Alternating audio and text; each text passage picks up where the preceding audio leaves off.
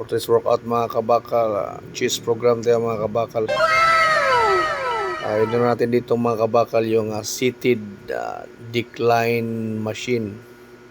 Tumira ako dito mga kabakal ng 100 kg 3 set 12 reps ang ginawa natin dito mga kabakal. Yan yung aning unang exercise. Bali 4 na exercise lang yung tirahin natin dito mga kabakal sa ating cheese program. Yun na naman dito mga kabakal ng seated vertical machine. Ang tama niyan mga kabakal, upper cheese.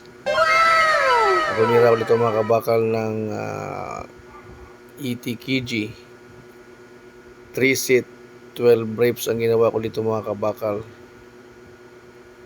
Upper cheese ang tama niya mga kabakal. Tapos yan pa rin seated vertical machine pa mga kabakal.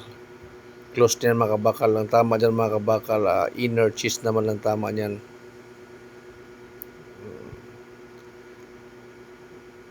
Three set 12 reps din ang ginawa ko dyan mga kabakal. Puro machine ang tinira ko dito mga kabakal kasi medyo puyat tayo. Kaya nag-machine ako. Yun yung ating pangatlo. Tapos last exercise mga kabakal, fly machine.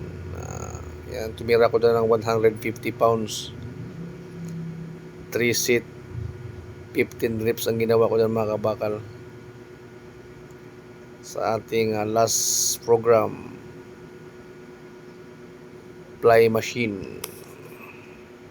Simple lang ang ating program mga kabakal, di ba? Madaling sundan. Sa mga beginners, pwede nyo sundan yan, pero wag lang sobrang bigat. Thank you for watching mga kabakal.